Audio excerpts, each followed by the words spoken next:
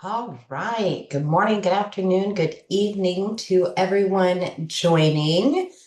We'll give everybody just a moment to get logged in and get settled, and then we'll begin the webinar.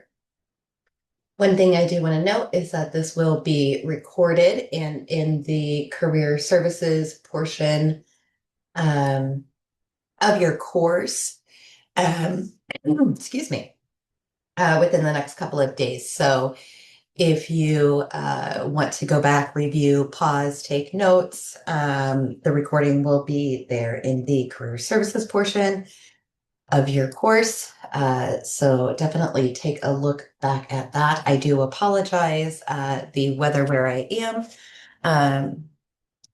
is not allowing for great bandwidth for my internet, so I will be off camera, but the webinars that will be coming up specific to your program um, will definitely get to meet each other then.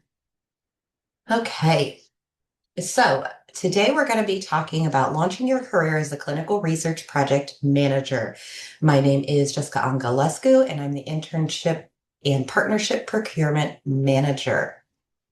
I do want to say that we do have a lot of information to cover today. This is just a highlight, but over the upcoming months, we'll be diving deeper into each topic. So, going over resumes, cover letters, LinkedIn, networking, topics of that nature to go more in detail.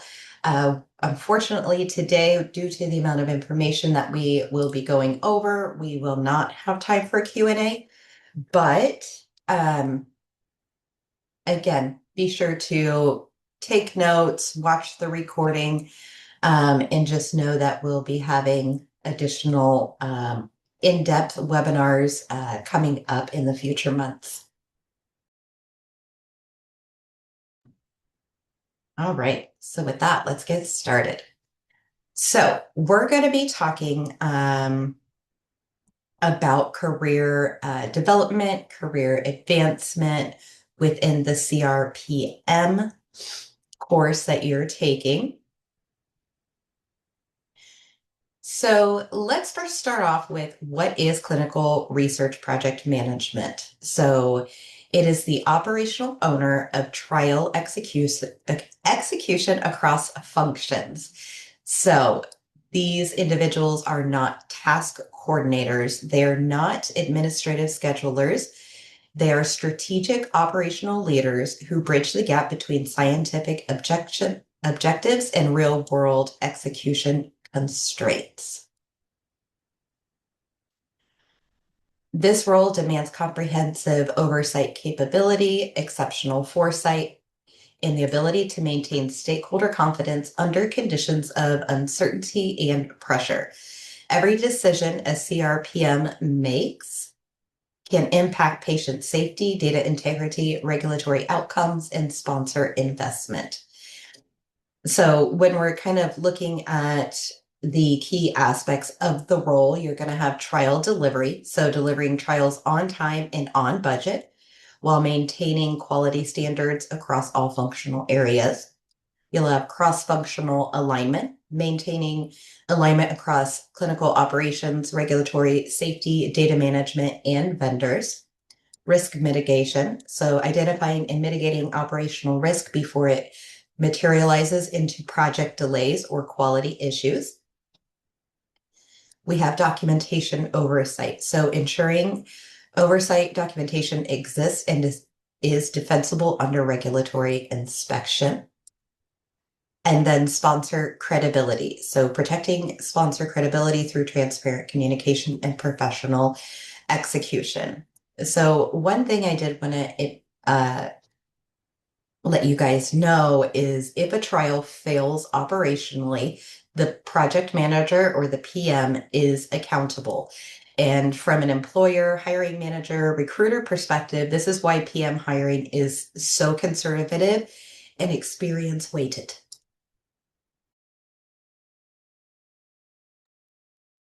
All right. So with that kind of high level overview of the responsibilities, let's take a peek into how the CRPM hiring decisions are actually made. So when a hiring manager is looking at a candidate's application, resume, they're not asking, can this person manage timelines? That's not what they're looking for. The question is table stakes. What they're actually evaluating is whether or not you can be trusted with millions of dollars in sponsor investment, reputational risk, regulatory compliance obligations, and the operational delivery of potentially life-threatening therapies. So the evaluation framework that hiring managers use is built around risk reduction. The hiring manager is trying to answer the question of, will this person make my job harder or easier? So let's look into some of the questions that hiring managers will ask themselves as they're going through the hiring process. So we have risk anticipation. So can this person anticipate risk before it materializes into a problem that requires escalation or intervention? Do they understand the difference between issues that can be managed at the PM level versus those requiring immediate sponsor notification? The second aspect that they're looking at is team management. Can this person manage CRAs, vendors, and sites without micromanaging or abdicating responsibility? Do they know how to set clear expectations, delegate effectively, and hold teams accountable without creating friction? Next up, we have transparent communication. Can this person communicate bad news early and clearly without spinning, deflecting, or hiding information?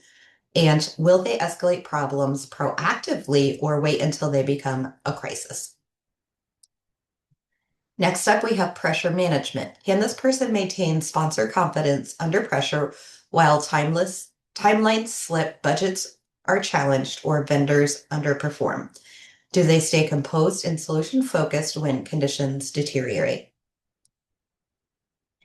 And then the last one is defensible documentation.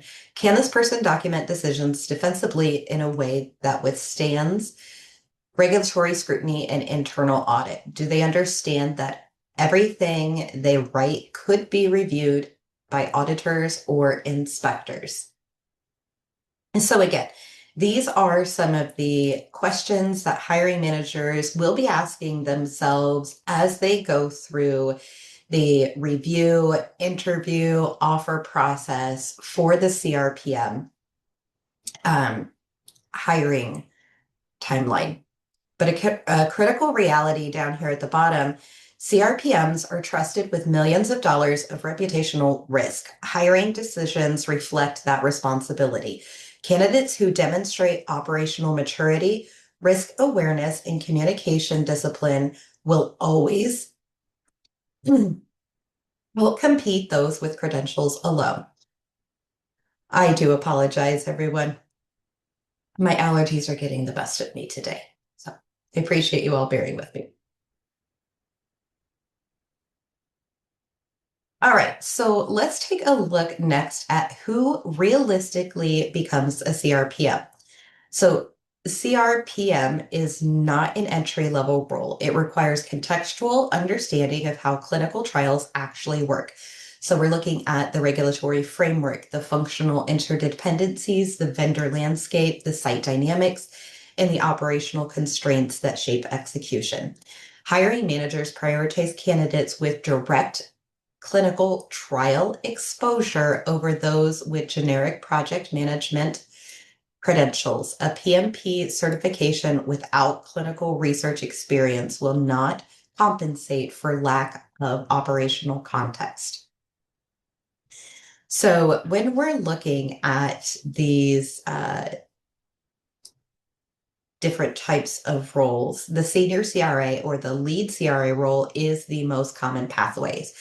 So these are the individuals that already understand the site dynamics, the monitoring expectations, protocol adherence, and regulatory compliance. And they transition into a PM role by taking ownership of project timelines, risk registers, and cross-functional coordination. So a clinical trial assistant or CTA or in-house CRA. So these individuals have strong exposure and demonstrated organizational discipline and can transition into the PM role, particularly if they've shadowed PMs, contributed to project plans, or taken ownership of tracking and reporting functions. We moved to the clinical research coordinator with exceptional organizational skills. So these are individuals who have managed complex trials, coordinated multiple vendors, maintained steady documentation, and interfaced with sponsors. And these individuals can transition into PM roles if they demonstrate that project level oversight capabilities. Moving on to regulatory or vendor management professionals. So individuals with regulatory affairs or vendor management experience who understand submission timelines, compliance requirements, and stakeholder coordination can easily transition into PM roles with appropriate mentorship and exposure to operational execution.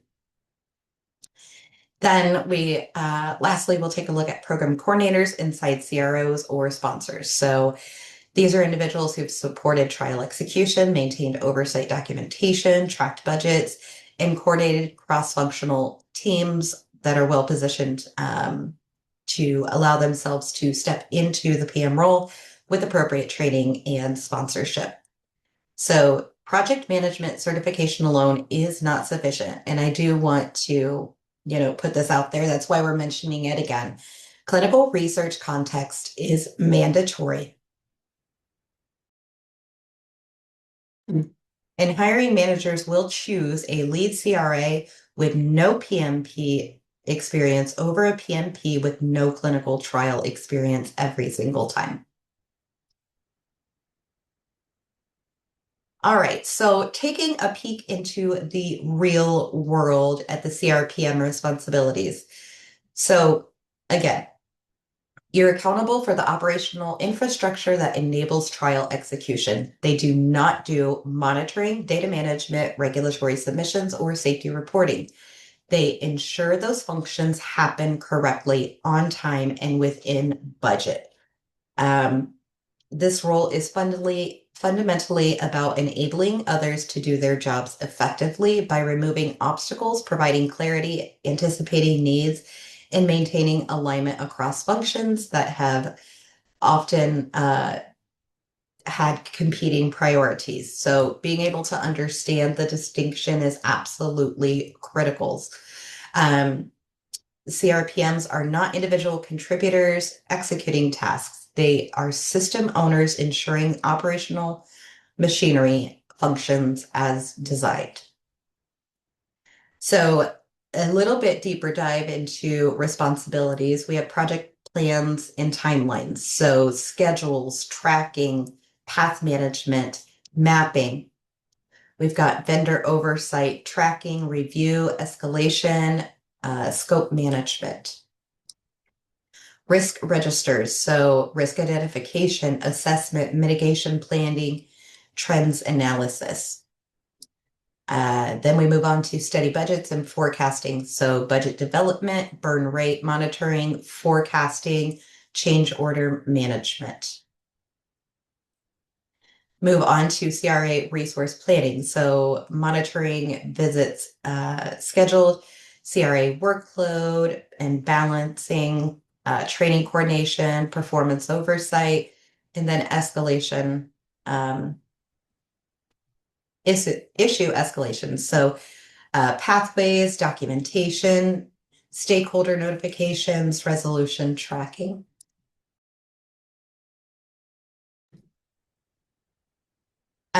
We also have communication plans. So meeting governance, stakeholder updates, executive reporting cadence, and decision logs, trial metrics, KPIs. So looking at enrollment tracking, monitoring performance, QA resolution rates, protocol deviation trends, and then inspection readiness support. So documentation, completeness, oversight, traceability, decision rationale, and audit trail integrity. So risk management is the CRPM core skill. So when we're looking at that, risk management is not about avoiding risk. When we're looking at clinical trials, they're inherently uncertain. So risk management is about identifying risk early, quantifying the impact, assigning ownership, and implementing mitigation strategies before the risk materializes into a project failure. So high-performing CRPMs operate with a risk-forward mindset. They're continuously scanning for emerging signals, challenge assumptions, and maintain situational awareness across all these areas. They do not wait for problems to surface. They actively hunt for them. So when we're looking at this, we have five kind of high-level responsibilities within risk management. So being able to identify the risks early, quantifying the impact, assigning ownership, documentation, mitigation plans, and then monitoring trends. So if you're in an interview with a recruiter or a hiring manager, some example interview language would be, I maintain a live risk register and update mitigation plans based on site performance, enrollment trends, and vendor metrics. I review the register weekly with functional leads and escalate high impact risks to sponsor within 24 hours of identification. So what this sentence does is it signals operational maturity, proactive ownership, and disciplined communication, which are all qualities that hiring managers are prioritizing. So with risk register components, risk description, category, probability, and impact assessment, assigned owner and escalation path, mitigation strategy, timeline, current status, trend analysis, documentation, and decision rationale. So some common risk categories are enrollment and site activation delays, vendor performance and deliverable gaps, budget overruns and forecasting errors, regulatory submission, timeline slippage, data quality inquiry, resolution rates, and protocol deviation trends and compliance gaps. All right, so let's take a peek more into the budget and financial oversight. So you'll be responsible for financial stewardship of clinical trials. Sponsor and senior leadership expect PMs to develop realistic budgets, track spend accurately, forecast future costs with precision, and escalate financial risk early. Financial credibility is earned through disciplined tracking, conservative forecasting, transparent communication. And those that consistently deliver trials within budget and provide accurate financial forecasts earn trust as well as advancement opportunities. So we have budget development, change orders, invoice review, forecast accuracy. So hiring managers value PMs that can understand burn rates, question vendor invoices, forecast realistically, escalate financial risk early, document financial decisions, and optimize resource allocation. Some of the red flags that hiring managers keep a lookout for are forecasts that consistently miss actuals by more than 10%, budget overruns discovered late in the trial, inability to explain variances or cost drivers, lack of documentation for budget changes, accepting vendor invoices without validation, failing to build contingency reserves into the budget, and delaying financial escalations until problems are unsolvable. So financial discipline is definitely a differentiator. So being a PM who can demonstrate rigorous budget oversight and accurate forecasting earns sponsor trust and accelerate into senior level roles. All right. So next up, we're taking a dive into vendor and stakeholder management. So with this position, you'll manage complex ecosystem of vendors, functional leads, site staff, and sponsor stakeholders. Success requires setting clear expectations, documenting decisions, managing scope creep, and holding vendors accountable without damaging relationship. It's not passive coordination. It's an active oversight, ensuring vendors deliver on commitments, escalating underperformance, and protecting sponsor interests while maintaining professional working relationships. So some vendor categories that the CRPM will manage is the CRO teams, central labs, ECOA vendors, imaging vendors, safety vendors, IRT vendors, and transition services. So with this part of the CRPM position regarding vendor stakeholder management, you want to make sure that you're setting clear expectations with the vendor, defining deliverables, timelines, quality standards, communicating cadence, and escalation pathways at contract initiation. You want to manage scope creep. So identify scope challenges early, assess impact on budget and timeline, and obtain formal approval before proceeding. Document decisions. So this is maintaining decision logs for all key vendor discussions, scope changes, and deliverable modifications. And then lastly, hold vendors accountable. So you want to make sure that you're tracking vendor performance against contracted deliverables, escalate underperformance promptly, and document quality issues. So when we're looking at a strong PM versus a weak PM, a strong PM has proactive communication, clear escalation pathways, documented decisions, performance tracking, is issue resolution ownership, and professional assertiveness. When we're looking at a weak PM in the behavior, we're looking at passive acceptance of delays, unclear expectations, undocumented agreements, late escalations, and avoiding difficult conversations, relationships preservation over accountability.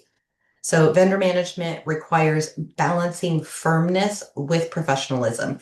Strong PMs enforce accountability while preserving working relationship. Weak PMs either avoid conflict or damage relationships through mismanagement of escalations. All right, communication and governance. So The CRPM are the communication hub of clinical trials. They establish meeting governance, maintain decision logs, define escalation pathways, and provide executive updates. Poor communication is the fastest way to lose sponsor trust.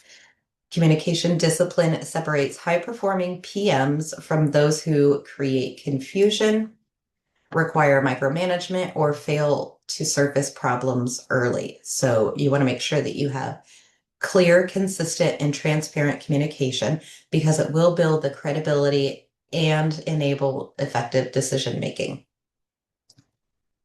So looking at communication and governance, we're talking about meeting cadence. So consistent meeting schedules for team updates, sponsor calls, vendor check-ins, and functional reviews.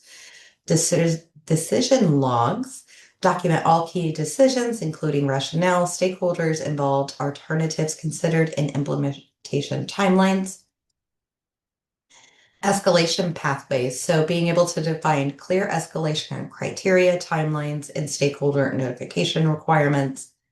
And then executive updates. Provide concise data-driven executive summaries highlighting status, risk, budget performance, and upcoming milestones. When we're taking a look into communication best practices, you want to ensure that you are doing all of these. So communicate bad news early and clearly, but you want to ensure that that communication provides context and impact assessment with all escalations.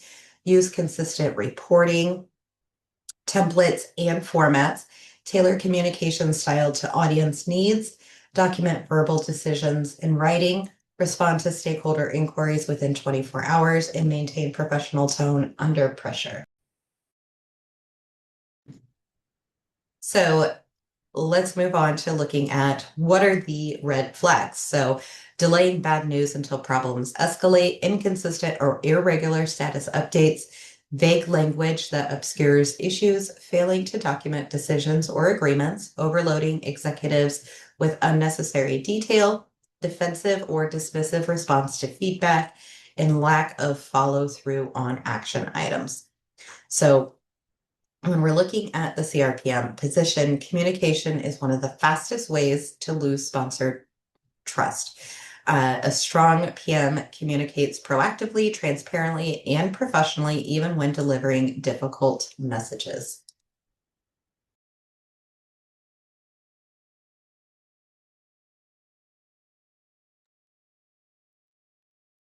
Okay, moving into the inspection and audit readiness. So this position supports inspection readiness by ensuring documentation exists.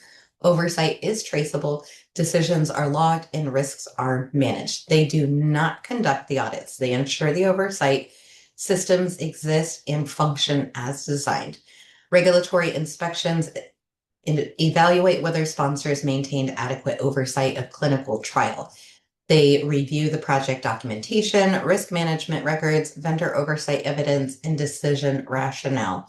And they're responsible for ensuring these records exist and are defensible.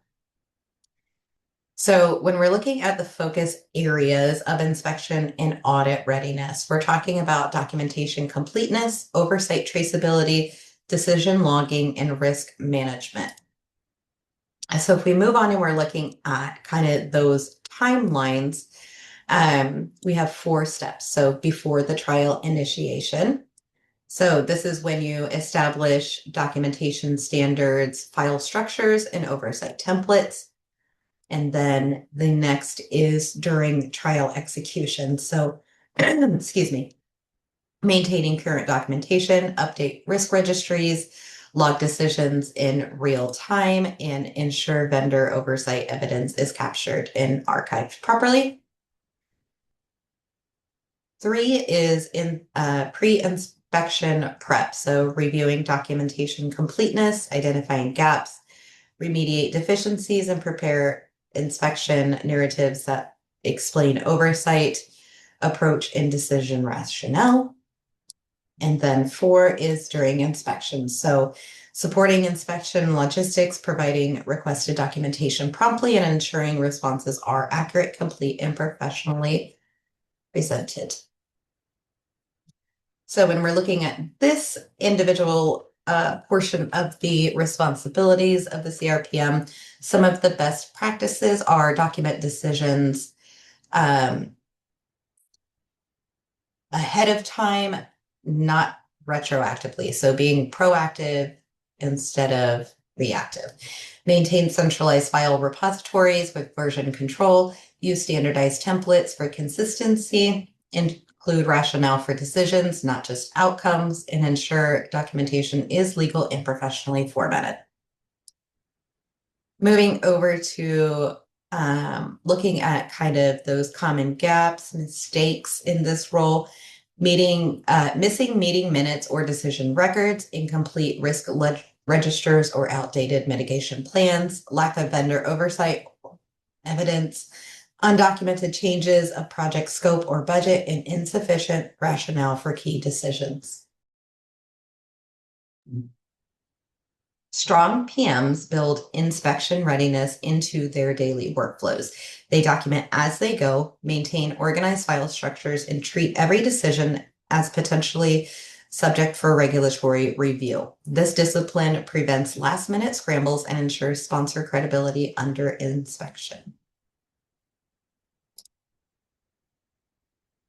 All right, so now that we've made it through kind of those core responsibilities, skills, for the CRPM role, let's take a look at the career progression or the career pathway. So this is a very clear pathway for high performers. So progression is merit-based and accelerate for PMs who demonstrate risk management maturity, communication discipline, budget stewardship, and operational delivery. And being able to master the core PM competencies, risk communication and budget creates opportunities to manage larger trials, lead program and level initiatives, and advance into leadership roles overseeing teams and portfolios. Okay, so let's dive a little bit deeper into kind of the career progression, career pathway. So project manager. This position is managing single trials, developing clear project plans, coordinating vendors, maintaining budgets and timelines, reporting to senior PMs or CTMs. Typical experience that hiring managers, employers are looking for is 2 to 4 years in clinical operations. The next step is senior project manager. So managing complex or multiple trials, mentoring junior PMs, leading cross-functional initiatives, supporting program level planning. And this is about 4 to 7 years with demonstrated PM excellence and delivery track record. Next up in the pathway is program manager. So overseeing multiple trial programs, managing PM teams, coordinating program level budgets and timelines, and interfacing with senior sponsors. This is looking at about 7 to 10 years with senior PM experience and leadership capabilities. Then we move on to Director of Clinical Operations. So leading clinical operation teams, defining operational strategy, overseeing multiple programs, and managing budgets and resources at a portfolio level. And this is about 10 to 15 years of PM experience, team leadership success. And then lastly here on our pathway, we have the VP of Clinical Development. So setting clinical development strategy, lead cross-functional teams, managing executive stakeholder relationships, and overseeing organizational clinical operations. This is about 15 years with director level leadership and strategic vision. So advancement accelerators. So every mastery of risk management, communication, and budget accelerate advancement. Those that consistently deliver trials on time within budget, communicate transparently, and demonstrate operational maturity advance faster than those who rely on tenure alone. Okay, so what does a CRPM resume template look like? So the things that you must communicate are operational maturity, risk awareness, and delivering capability. Hiring managers scan resumes for evidence of PM level ownership, cross-functional coordination, and sponsor facing responsibility.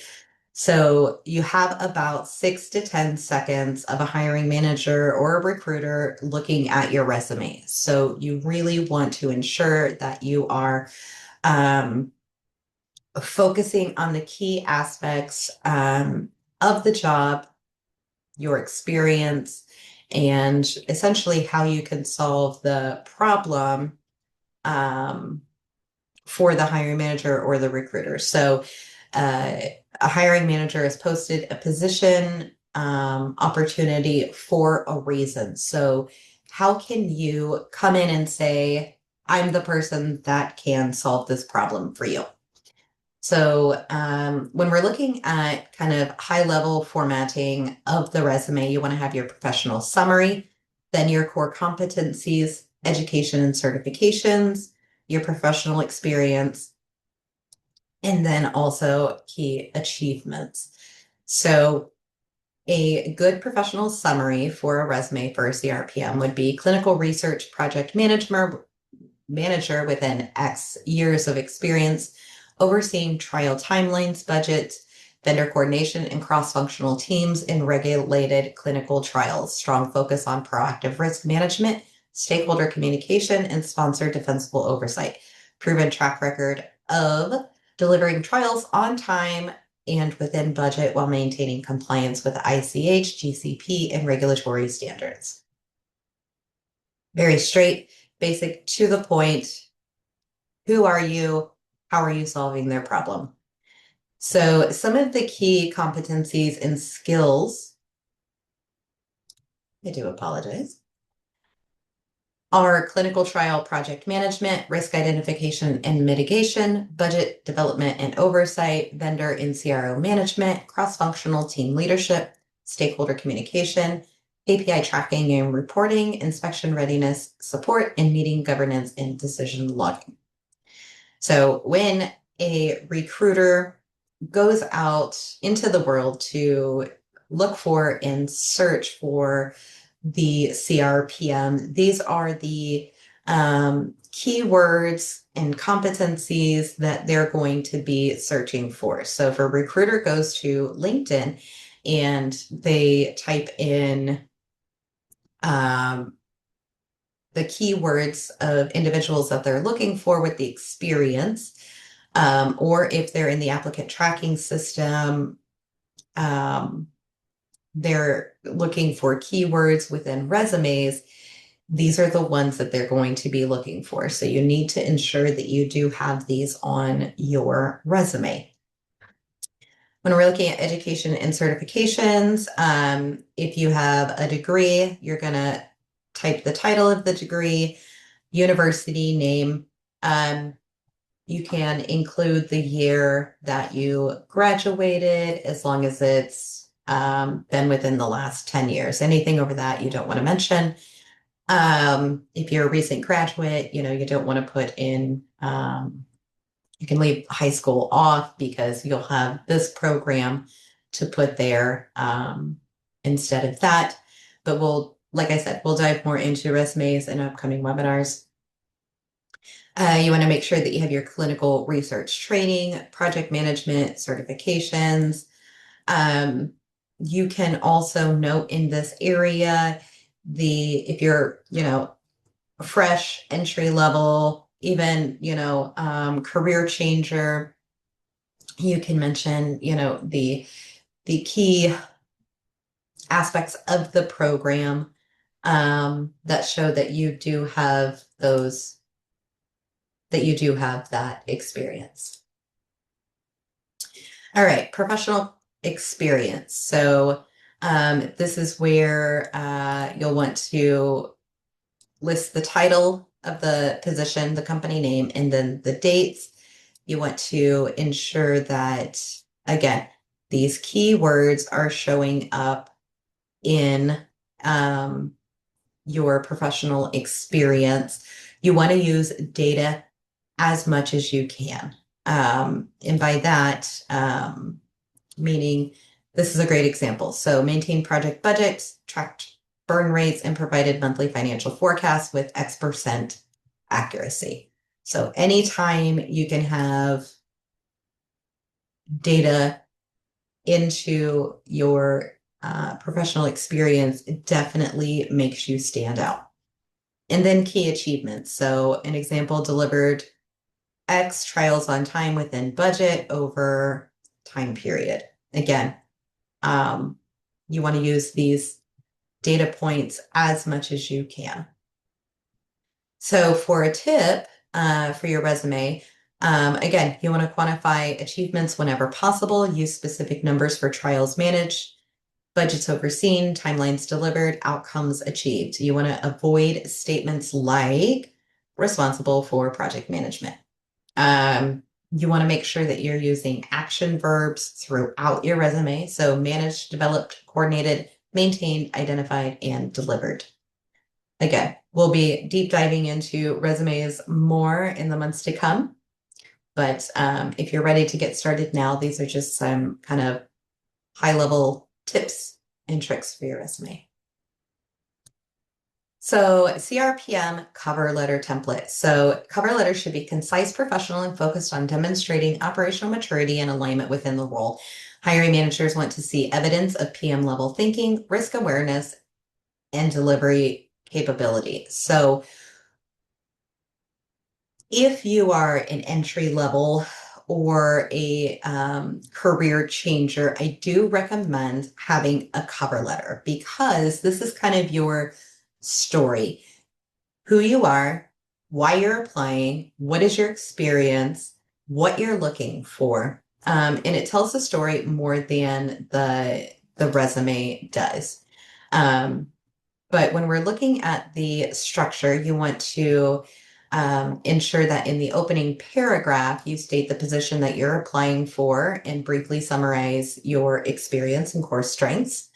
The middle paragraph is highlighting specific achievements that align with the role requirements. So this is where you want to go back, look at the job description, and make your experience and education align with the responsibilities in the job description. So these will need to match the jobs that you're applying for, and you'll have to create one for each unless the job description responsibilities are exactly the same. But then the middle paragraph, moving on, we want to focus on risk management, budget oversight, vendor coordination, and delivery track record. And then the closing paragraph is expressing interest in contributing to the organization and indicating your availability for the interview. When we're looking at overall key messaging points, again, I know we've gone over these today, but as a reminder, operational ownership and accountability, risk identification and mitigation capability, budget stewardship and forecasting accuracy, vendor and stakeholder management experience, communication discipline and transparency, regulatory compliance, understanding, and delivering track record with quantifiable outcomes. So here is kind of a sample cover letter. Again, the webinar from today is being recorded and will be available in your career development or your career services portion of your course within the next couple of days. So you can come back, pause, read it, take notes if you need to. All right. So looking at LinkedIn profile templates. So as the world and technology enhances, this has become kind of one of the go-getters of job searches and strategies. So when you're looking at your LinkedIn profile, you want to ensure that you're communicating PM level expertise, delivery capability, and professional credibility. A lot of hiring managers and employers, even though you submit a resume, a cover letter, an application, they're still going to go out and look at your LinkedIn profile. So you want to ensure that everything aligns and matches with your resume. Again, hiring managers and recruiters use LinkedIn to assess candidates' suitability before advancing to interviews. So you really want to make sure that you optimize your profile for search visibility, including those relevant keywords and competencies that we mentioned. Clinical research project manager, trial execution, risk management, budget oversight, vendor management, cross-functional leadership. So when you log into LinkedIn, you want to make sure that you have a profile picture so they can see who you are. But you also want to optimize your headline. So this is just an example of a headline for a CRPM role. It doesn't have to be exactly like this. You can make your own. But again, clinical research project manager, trial execution, risk and budget oversight, vendor management, ICH GCP compliance. So this is what pops up with your picture and your name when recruiters go out and type in keywords in LinkedIn to search for individuals. So definitely want to make sure that this is corresponding with your knowledge, your experience, and your education. There's also an about section. So this is kind of like a high level resume. So, who are you? How many years of experience? What those keywords, competencies are, your core expertise, and then your professional approach. It also has an experience section. Again, you can copy and paste these from your resume. Again, you want to make sure that it aligns. There's also a skills section where you can input, excuse me, up to 50 skills. So again, you want to make sure that you have those core competencies, those keywords listed here, and then also certifications that are applicable. There's also an area for recommendations. So if you had, previous bosses, you can ask them for recommendations on, how well you worked with them, what you were like, so that hiring managers have insight to who you are, how you work. So a tip is to use a professional headshot. Ensure your headline includes searchable keywords. Keep your about section concise and achievement focused. And then update your profile regularly to reflect current responsibilities and accomplishments. I think for me, in my career, I didn't do this enough. So it's definitely, worth noting everything that you learn, even if you're going through the program, going into LinkedIn, or writing down each week the things that you learned will definitely help you to be able to optimize your profile, your resume, your cover letter, so that it does stand out more to hiring managers and recruiters.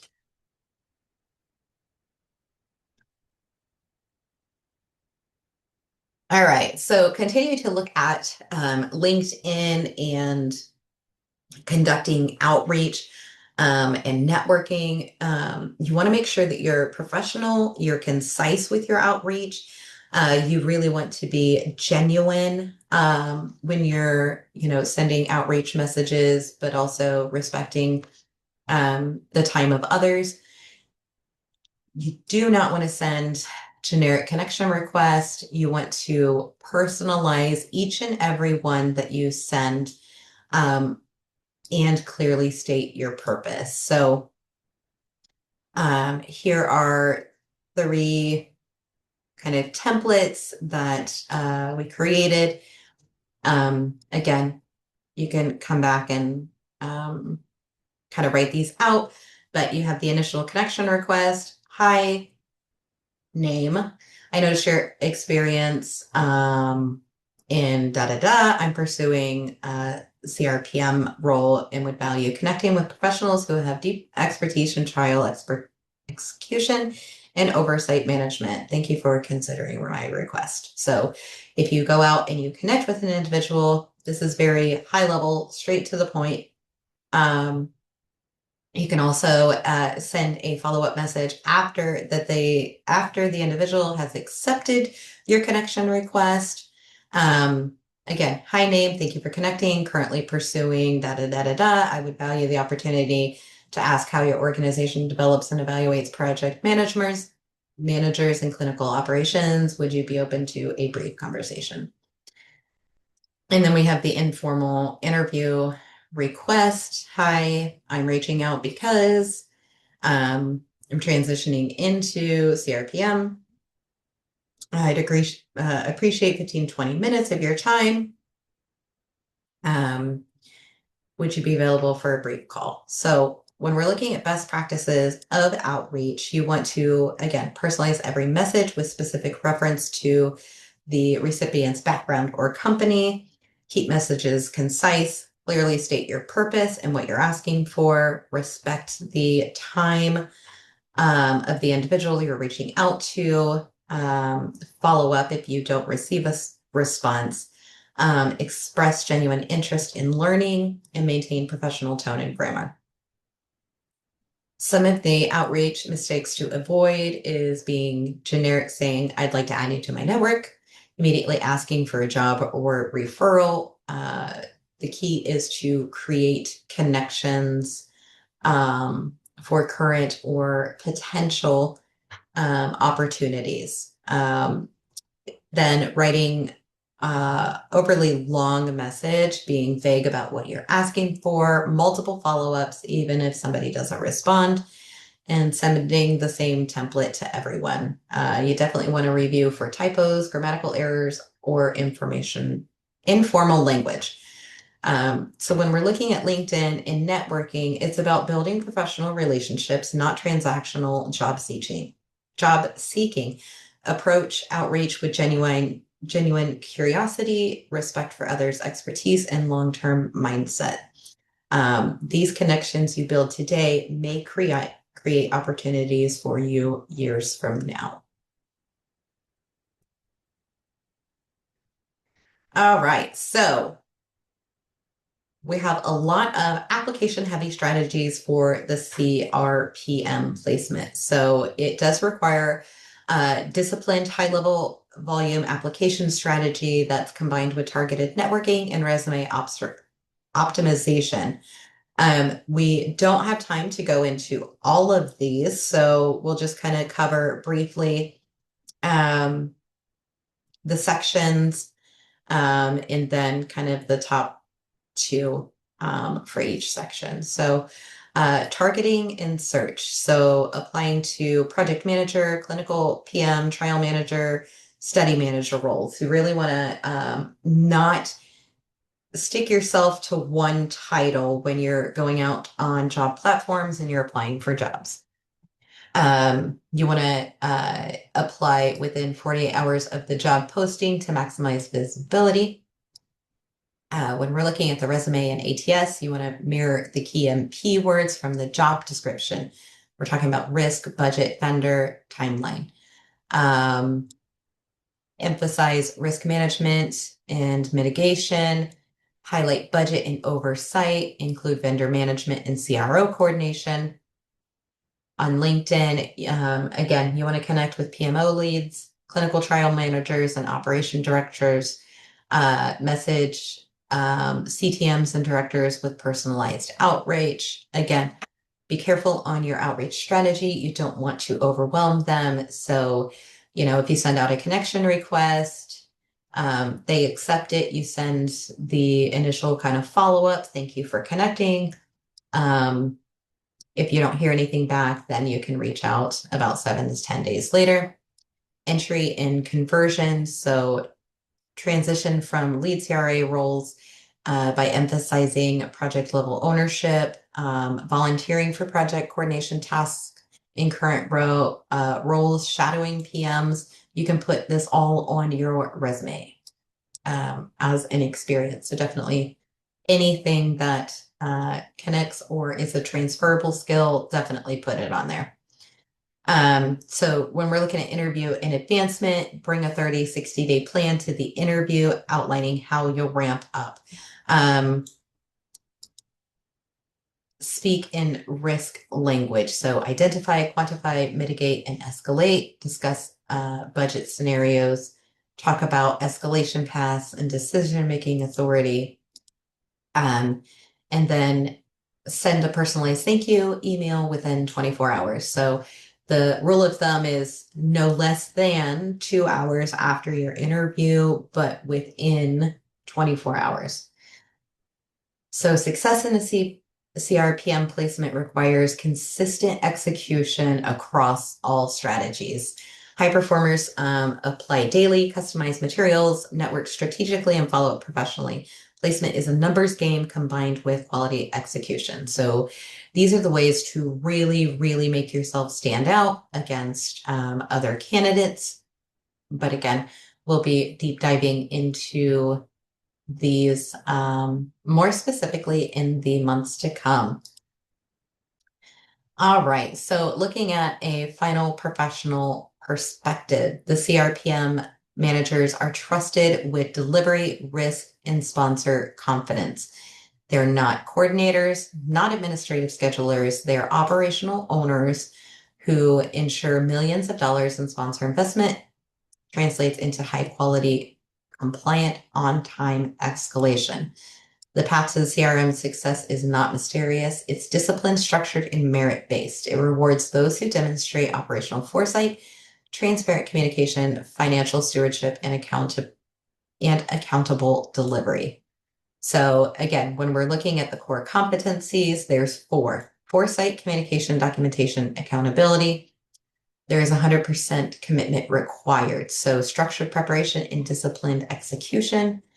And then looking at that career potential, those pathways, there is definitely a clear pathway to senior PM, program management, and director roles.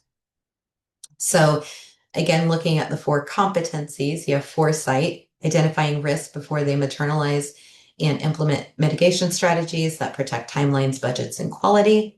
Communication, by delivering clear, transparent, professional updates that build stakeholder confidence and enable informed decision making.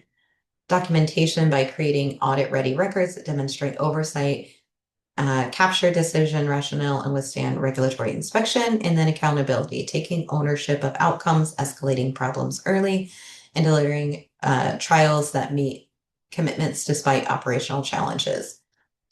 Structured preparation exists because trial execution cannot be improvised. Success requires operational discipline, continuous learning, and an unwavering commitment to delivery of excellence. So if you approach CRPM preparation with the same rigor you would be bringing, you would bring to manage to a clinical trial, you have disciplined planning, proactive risk management, clear communication, accountable execution. So with those, you'll definitely succeed. So again, this is some framework. I know it was a lot of information, but your execution definitely determines the outcome. So again, today's webinar has been recorded and will be in the career section of your course within the next couple of days. If you joined late or you want to kind of go into the slides more detailed, definitely be sure to go in there, watch the recording. Again, we will be having additional webinars starting in February that go in deep dive more into the career development aspect. We will have resumes talking about, or we will have webinars talking about resumes, LinkedIn, kind of a slower approach. I know this was a lot of information, but we kind of wanted to do a high level overview for today. But I thank you all for joining me today, and have a wonderful Monday, and we'll see you all soon. Take care.